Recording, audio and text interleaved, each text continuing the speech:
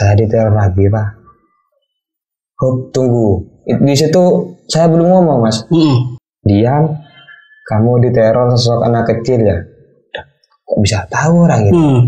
Tanpa kepala. Loh, kok Mbah bisa tahu? Itu karena jimat.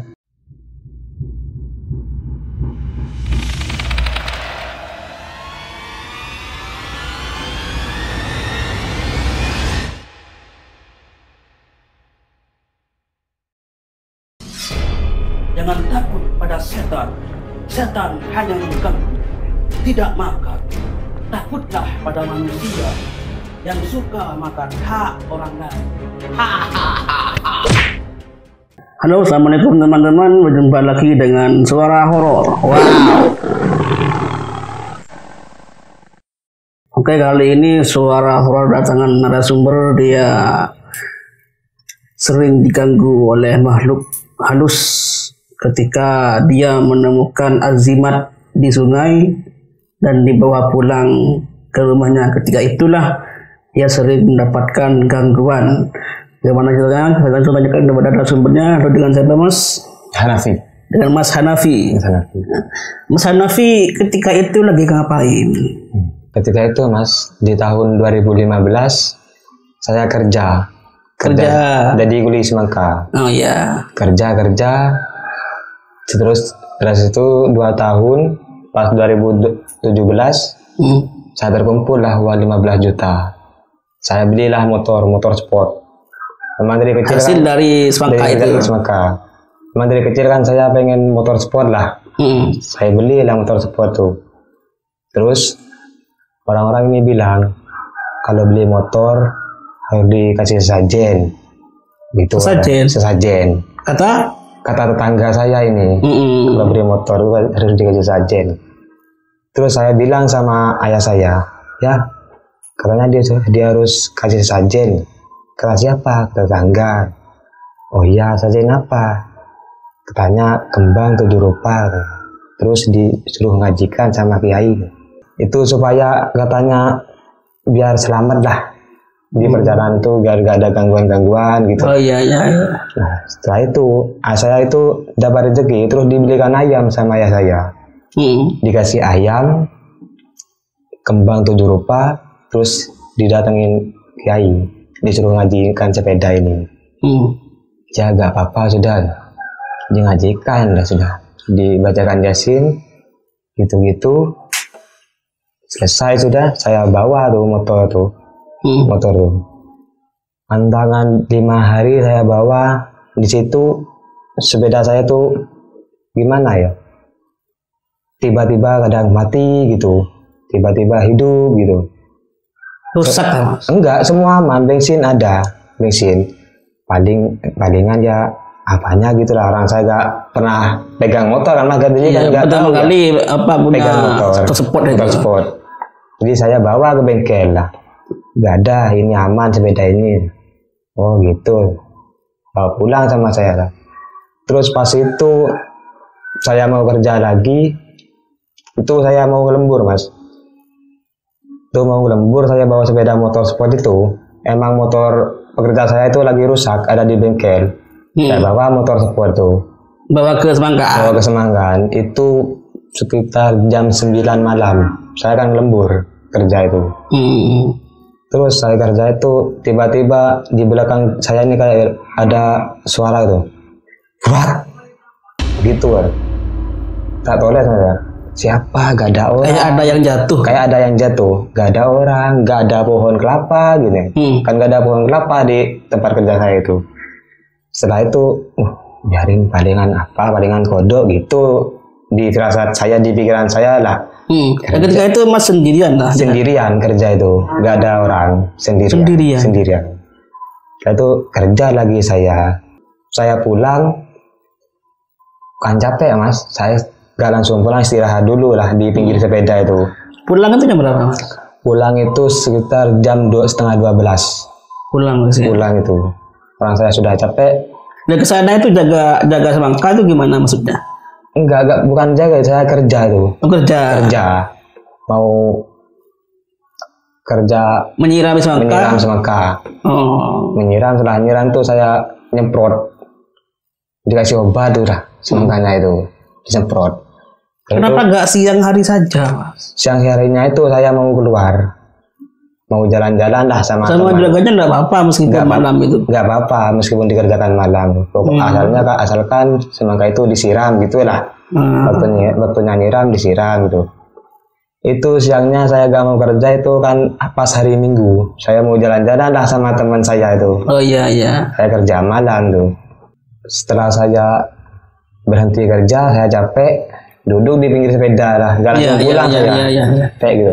Diam di pinggir sepeda. Terus tiba-tiba sepeda itu kayak ada yang goyangin, Mas. Bergerak sepeda itu. Gerabak sepeda itu. Jatuh. Enggak jatuh, cuma setirnya tuh digoyangin gini. Siapa itu? Saya kaget di situ. Kok gak ada orang? Siapa? Terus saya merinding di situ lah. Saya langsung pulang dah. Pulang, nggak cerita sama saya, sama orang tua saya ini. Nggak cerita ya? Nggak cerita, ada apa? Gak ada apa-apa. Orang saya capek gitu. Tidur saya. Tidur besok paginya itu. Pergilah saya jalan-jalan sama teman-teman kan. Itu saya pulangnya itu jam 8 malam. Anak-anak teman-teman saya ini pulang duluan. Sekitar malam sudah sholat maghrib itu anak-anak pulang duluan. Saya masih ada bisnis lah sama teman, ada yang mau diobrolin gitu. Setelah itu saya pulang jam 8, pulang di sekitaran 3 kiloan lah dari rumah. Itu kan saya lewat, itu kan jalan pintas, Mas. Saya mau cepat sampai di rumah itu. Itu saya lewat di kebun tebu. Itu di situ gak ada rumah, gak ada lampu gelap sebenarnya. Gelap. Di situ saya sendirian. Biasa saya naik sepeda itu biasa. Pelan, enggak takut ada apa-apa. Orang di situ jalan saya kok selama ini. Kaca serius. Sepeda ini tiba-tiba mati, bleng tuh. Terus saya cek, nggak nyala sama sekali. Nggak nyala sama sekali, cuma lampunya doang yang hidup. Itu nggak ada penerangan jalan lah? Nggak ada, cuma lampu sepeda saya ini. Kenapa dengan sepeda ini? Saya lihat bensinnya itu full. Iya. Saya lihat nggak ada apa-apa ya. Terus ada orang lewat di pinggir saya. Itu orang itu bawa sepeda motor juga. Tiba-tiba sepeda ini hidup. Brak. Nah, saya kaget kan, di situ kan saya hampir jatuh. Iya. Sepeda ini tiba-tiba hidup. Tuh, kok hidup ada orang lewat? Tadi gak hidup saya nyalain itu. Ini ada apa ini? Kata saya kan. Berangkat saya. Mati itu pas di apanya? Apa ada pohon apa itu? Nggak ada apa-apa. Cuma di pertengahan jalan itu di pertengahan kebun tebu itu. Mati. Brak. Kenapa dengan sepeda ini tuh? Saya hampir jatuh kan, orang tiba-tiba sepeda mati tiba-tiba hidup sendiri kan? Iya. Tak toleh kanan kiri, kok gak ada orang, gak ada apa, cuma orang itu lewat. Terus setelah itu sepeda hidup, saya berangkat dah, ngebut di situ saya dah, karena kan takut kan? Takut sepeda mati tiba-tiba hidup kan? Takut terus sampai rumah gemeteran saya. Ditanyain sama ayah, kamu kenapa kok gemeteran kan? Ada yang begal kamu tadi? Nggak ada ya, siapa yang mau begal saya, orang saya gak apa-apa kok, gitu sama saya kan. Terus setelah itu saya tidur itu saya kepikiran, Mas, kenapa dengan sepeda ini, apa yang salah, katanya aku kan. Kata tangga disuruh kasih sajen, saya sudah dikasih sajen gitu kan. Apa karena mungkin ada komponen dalam yang rusak mungkin? Enggak, saya sudah cek 3 kali ke bengkel itu, Mas, gak ada apa-apa. Oh, aneh ya. Setelah itu saya ceritalah ke teman saya ini, bro, apa bro? Tadi malam sepeda saya tiba-tiba mati bro. Loh, kenapa, ada yang rusak tak? Gak ada bro, bensinnya full. Kok bisa? Gak tahu bro. Gak dibawa ke bengkel, sudah 3 kali bro, gak ada apa-apanya. Yang ini sepeda ini aman, Mas, itu. Setelah itu teman saya ini punya kenalan orang pintar katanya. Coba dibawa ke sini, takutnya ada yang salah, takutnya kamu yang salah tak sepedanya, tak gitu kan ya. Saya ikutlah teman saya itu ke orang pintar itu, saya cekin di sana, saya tanya, ini bah, tadi malam saya diteror apa nak? Gitu sama teman saya itu, teror apa nak? sepeda saya ini tiba-tiba mati, Pak. Sudah saya cek ke bengkel 3 kali, kata orang bengkel ini sepeda ini aman, Mas. Coba nak saya lihat gitu kan sama orang pintar ini. Setelah itu saya menunggu itu orang pintar itu masuk ke dalam kamar. Setelah setengah jam keluar lagi ke saya. Ya. Gini, nak, gimana, Pak? Sepeda kamu ini salah sesajen. Dah, salah sesajen gimana, Pak? Orang kata tetangga saya kalau beli sepeda harus dikasih sesajen. Bang 7 rupa sama disuruh ngajikan kan? Iya itu bener, nak. Tapi sepeda kamu ini dikasih sesajen daging ayam. Itu saya mikir tuh. Oh iya, tetangga saya bilang nggak boleh dikasih daging gitu. Tapi sama saya kan ayah saya dapat rezeki kan dikasih daging ayam lah. Biar tambah gimana gitu. Iya. Terus gimana ini, Mbak? Gini kan kata saya kan. Gini, nah, sepeda kamu ini dikasih sesajen lagi. Gak usah dikasih daging ayam. Ini dikasih kembang 7 rupa, sama dikasih telur, nasi putih, sama nasi kuning. Itu sama orang pintar itu. Oh iya, Mbak, kalau gitu. Jangan lupa, jangan dikasih daging ayam, dikasih telur aja gitu kan. Terus saya pamit pulang. Setelah saya nyampe rumah, saya bilang kayak saya, ya sepeda ini dikasih sajen lagi ya. Loh, kenapa, nak? Itu kan kata saya. Tadi malam saya diteror ya. Terus saya pergi ke orang pintar. Katanya kalau ngasih sesajen motor itu gak boleh dikasih daging ayam. Dah, terus dikasih apa, nak? Terus dikasih telur ya.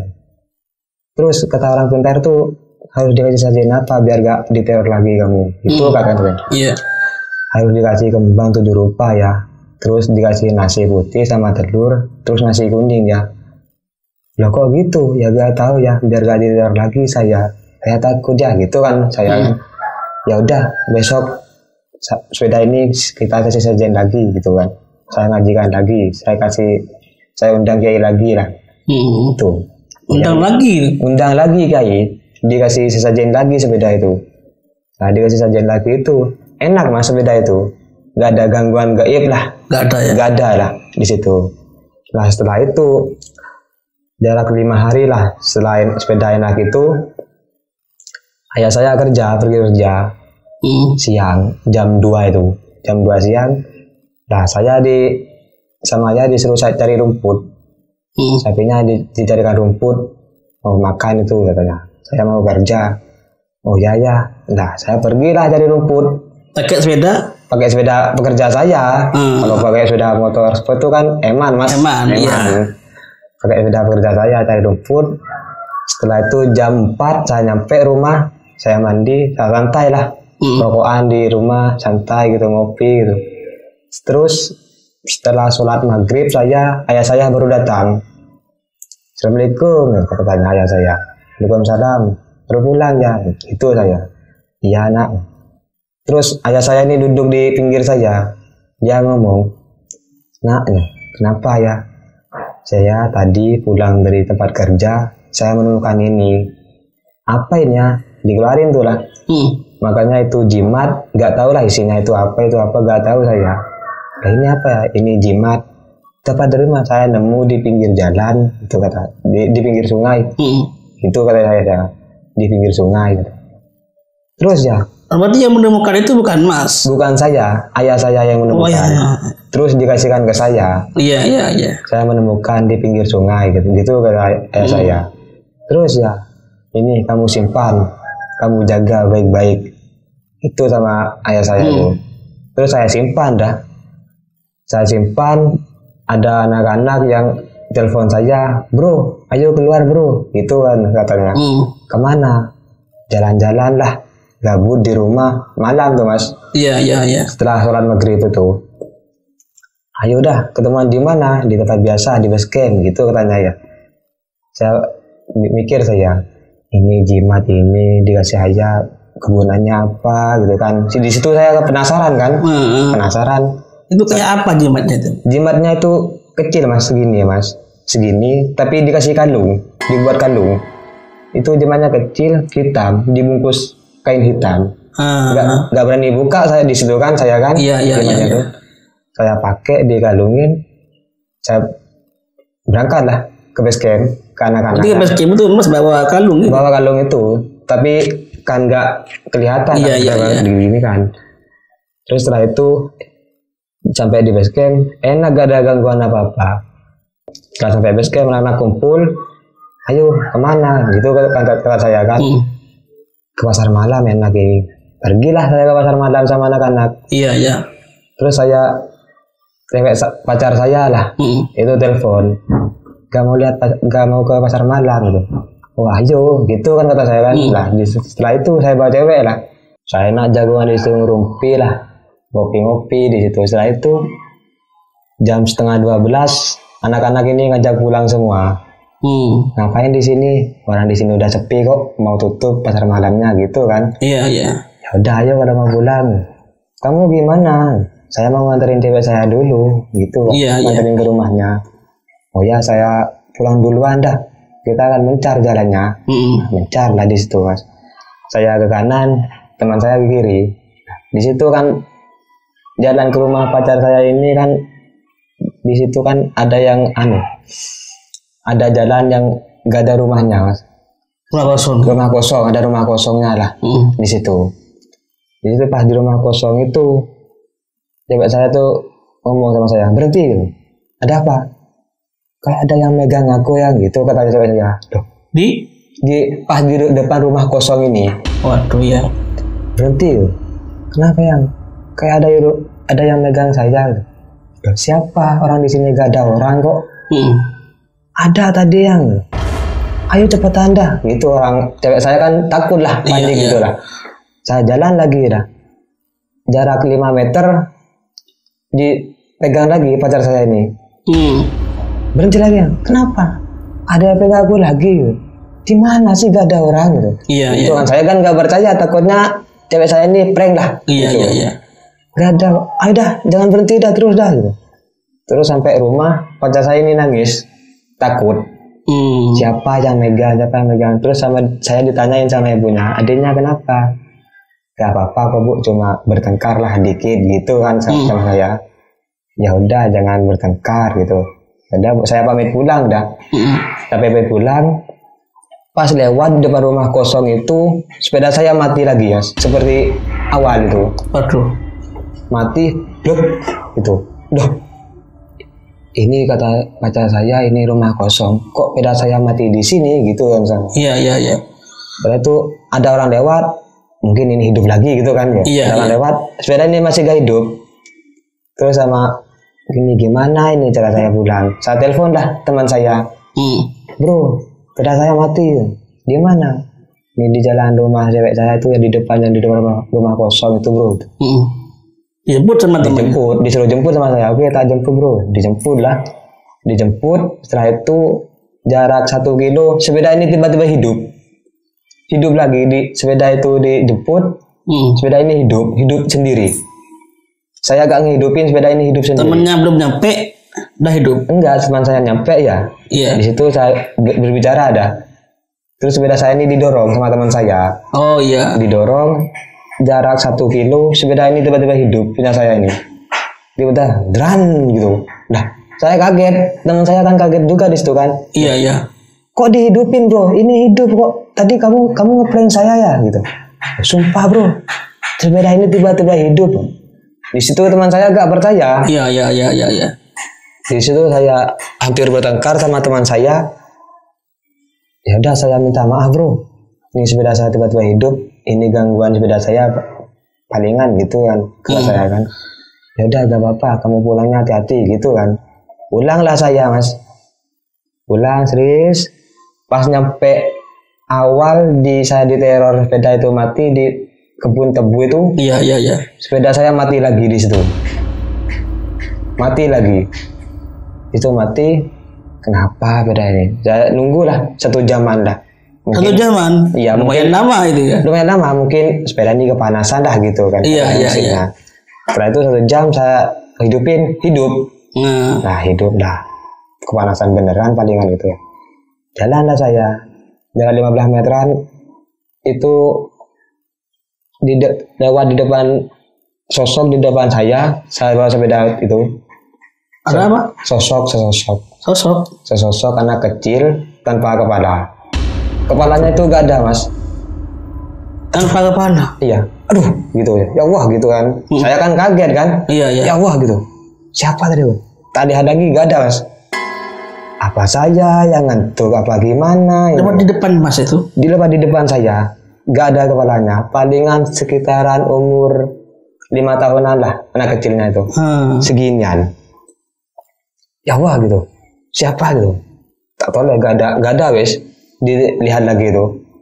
Mungkin saya ngantuk palingan gitu kan. Jalan lagi saya wes. Merinding di situ saya lah. Iya. Bulu ada apa di situ Mas? Kok ada? Gak tahu. Itu. Gak ngerti saya. Terus jalan antangan 5 kiloan lah dari rumah. Di situ ada penampakan sosok itu lagi. Tapi itu jalannya itu pelan lah. Kalau yang pertama itu kan sers gitu kan. Iya. Cepat kan. Cepat. Itu pelan tuh. Saya pas melihat dengan mata kepala saya sendiri tuh. Takut saya di situ. Itu di situ saya kencing di dalam celana itu. Dari takutnya itu. Iya. Tanpa kepala, Mas, anak kecil, Mas. Tanpa kepala. Di situ saya berhenti, blok. Baca lah saya surat-surat pendek itulah. Ya Allah gitu. Di situ nggak ada. Jalan lagi, kebut saya dah ke rumah, ngebut dah. Iya. Ngebut, panik saya, gemeteran ini. Kenapa? Gak apa-apa gitu. Kata ayah saya, gak apa-apa. Tidur saya. Saya lupa kalau pakai kalung jimat yang dikasih ayah saya ini. Iya. Lupa. Karena itu saya tidur dah. Di situ jam 12 itu saya kebangun. Kebangun itu karena saya gak bisa bergerak. Tapi saya bangun, saya gak bisa bergerak, gak bisa bernafas. Kenapa dengan saya ini? Kayak di dalam mimpi lah, tapi itu nyata, Mas. Kayak di dalam mimpi itu. Tak gerakin gini gak bisa. Mau nafas ini gak bisa. Setelah itu saya baca doa. Ada surat-surat pendek lah. Seperti ayat kursi gitu kan. Saya baca doa. Di situ saya bisa bernafas. Saya bisa bergerak lagi. Itu pas bangun jam 12 malam. Itu rasanya seperti apa, Mas? Ketika Mas gak bisa bergerak, gak bisa bernafas itu. Itu rasanya gimana ya? Kayak seperti orang mati dah. Tapi masih bernyawa. Itu gak bisa bergerak, mau gerakin gak bisa, gak punya tenaga dah, gak bisa bernafas, sesak. Kalau bernafas itu sesak, kayak orang mau mati itu. Iya. Itu saya baca ayat kursi, suara pendek, saya bisa bergerak dah, bisa bernafas gitu. Duh, kenapa dengan saya ini? Terus saya toleh ke kanan ke kiri. Oh iya, lupa saya pakai kalung gitu, kata saya kan. Iya, kalung dari ayahnya itu. Ayah saya itu.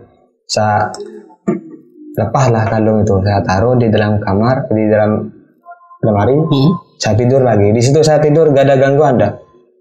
Gak ada gangguan. Terus besok paginya saya duduk. Kenapa dengan tadi malam? Apa yang saya lakukan? Ada teror lagi gitu kan? Iya. Kok ada teror lagi itu? Di situ saya mikir, apa sasajennya yang salah lagi? Apa mungkin jimat pemberian dari ayah? Kalau jimat ini gak mungkin orang saya dikasih sama orang tua saya kok, kan gitu kan? Tapi kan belum tahu gitu jimat apa kan? Belum tahu kan, saya, Mas. Kan di pinggir sungai. Di pinggir sungai. Nah itu jarak 1 mingguan dah. Teman saya ini mau ngajak keluar lagi, tapi itu siang, jam 7 pagi. Saya pakai lagi tuh kalung. Iya. Penasaran saya kan? Iya. Saya pakai lagi. Itu dari pagi itu sampai maghrib gak ada gangguan apa-apa, Mas. Siang tuh. Pas malam setelah sholat maghrib saya berhenti di masjid. Saya lepasin kalungnya, saya sholat. Setelah sholat saya pakai lagi. Pas di parkiran kayak ada yang gitu di kuping saya ini. Kayak ada yang nyetil lah gitu. Iya. Siapa loh? Gak ada orang. Iya. Teman saya masih belum selesai sholatnya itu. Loh, siapa itu? Diam saya. Oh, gak ada orang ini. Diam saya itu di situ nungguin teman saya. Setelah itu teman saya sudah selesai sholat, bicara ada. Ini gimana, mau pulang? Apa masih mau lanjut main? pulang aja bro gitu kata saya. Pulang aja, saya capek sudah gitu. Akhirnya saya bukan capek tuh mas, Takut. saya takut. Iya. Pulang aja bro gitu. Ya udah pulang, kita mencar. Ya udah gak apa-apa dah. Iya. Mencar saya sama teman-teman saya tuh. Saya pulang sendirian. Saya bawa sepeda ini pelan dah, nggak ngebut lah, diam. Pelan sih. Boncengan mas sepeda itu. Nggak sendirian. Setelah itu saya sendirian tuh pas di Apas sampai di Tebu itu. Kan di Tebu itu kan di baratnya kebun Tebu itu kan ada sungai mas. Iya. Di baratnya itu. Tadi lokasi tempat kebun itu saya kan lewat jalan situ lagi kan. Bukan jalan satu-satunya ke rumah saya. Lewat pelan saya. Sepeda ini kok nggak mau jalan. Tak lihat kilometernya 20. Saya gas lagi mas. Tapi nggak jalan itu. Nggak jalan. Serasa jalan apa ya? Gimana ya? Seperti sepeda nggak digas itu dah. Tapi Nggak bertenaga sama sekali. Gitu. Nggak. Sepeda ini saya lihat kilometernya 20 mas. Saya gas lagi sampai 50 baru jalan. Tapi jalannya itu pelan banget. Pelan saya biarin dah pokok jalan nih. Pokok saya sampai ke rumah gitu kan. Iya. Setelah itu sampainya di sungai itu ada itu lah. Anak kecil lagi itu. Aduh. Anak kecil tanpa kepala itu duduk di pinggir sungai. Yang awalnya jalan sekarang duduk. Saya wah makhluk itu lagi gitu kan kata saya kan. Iya tanpa kepala. Tanpa kepala. Sepeda saya ini mau tak kebut digas tetap jalannya itu pelan banget. Kenapa ini merinding di situ saya dah. Iya. Ketemu sosok itu lagi. Setelah itu tiba-tiba saya gak noleh, satu lagi menghilang. Di situ saya jalan, sesampainya di rumah, nggak dibawa tidur jimatnya itu, saya lepas langsung saya tidur. Saya kepikiran tuh sama itu. Setelah itu saya ngomong lah ke teman saya yang punya teman orang pintar. Iya. Saya ngomong di situ, bro, ada apa bro? Saya ada teror. Loh, sepedanya ada yang aneh lagi kan? Gitu teman saya. Iya. Enggak bro, ini berbeda.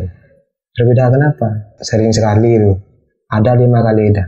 Ketemu sosok anak kecil sama kepala bro. Loh kok bisa? Gak tahu bro. Ayo pergi ke teman kamu itu orang pintar itu bro. Gitu kan? Iya. Kata saya. Ayo saya antar. Diantarin dah. Orang pintar itu. Saya bicara itu.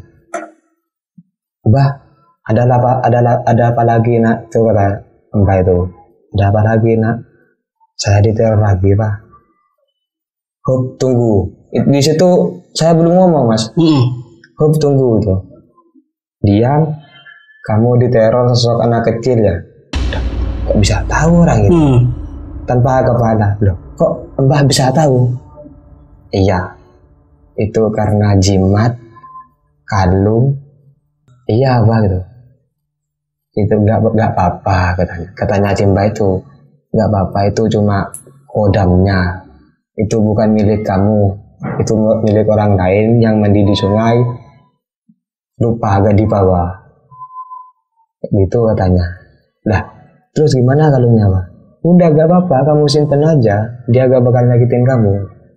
Iya. Itu di situ hati saya berkata mas, meskipun gak nyakitin orang kodam ini neror aku terus, gimana saya mau nyakitin gitu kan? Iya. Dari situ, oh ya udah pak. Terima kasih pak, saya pulang dah. Pulang saya ngomong sama ayah saya. Ya, ada apa nak? Saya diteror ya. Diteror apa lagi gitu kan? Ayah saya kan kaget. Diteror apa lagi?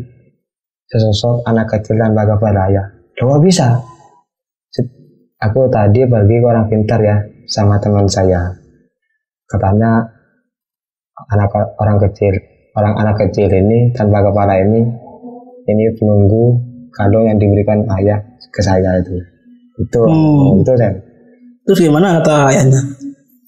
Kamu diterornya itu di mana? Yang lihat anak kecil tanpa kepala itu? Gitu ya.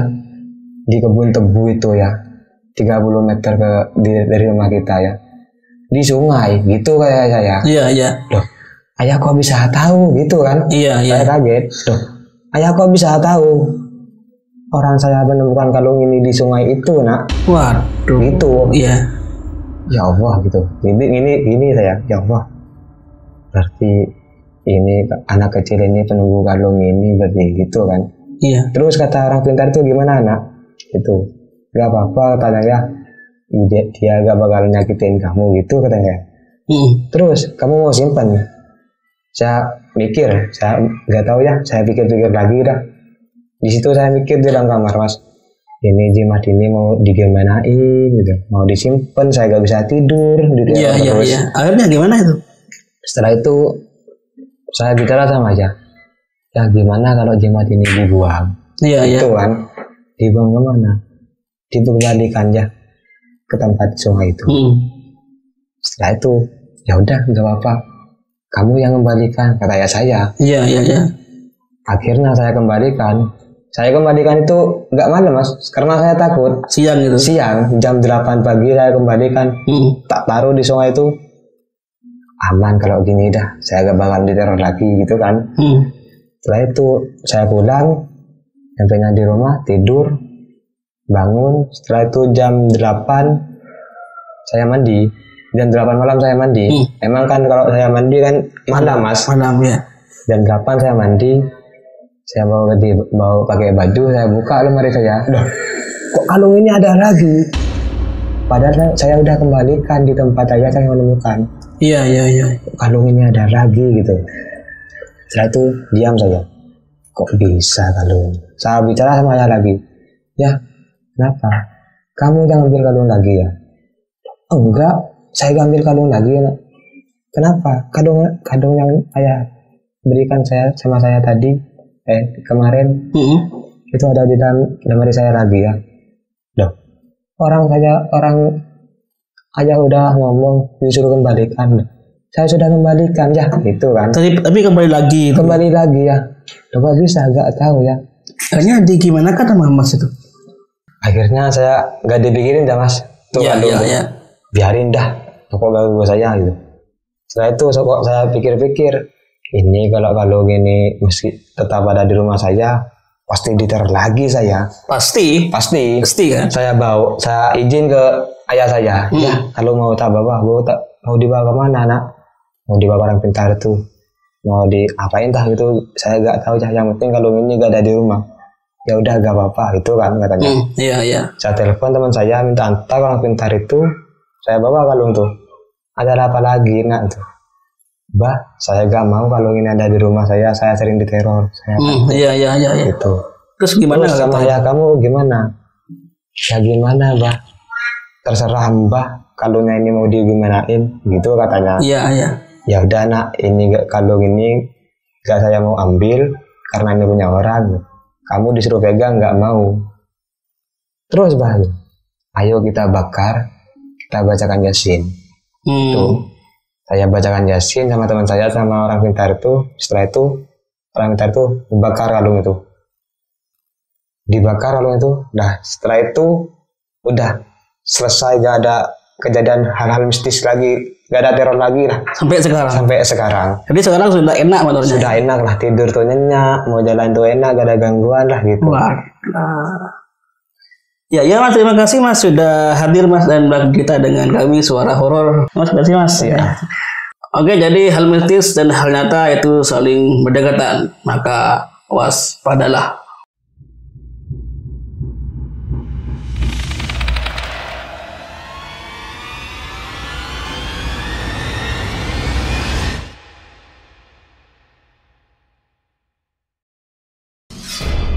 Jangan takut pada setan. Setan hanya mengganggu, tidak makar.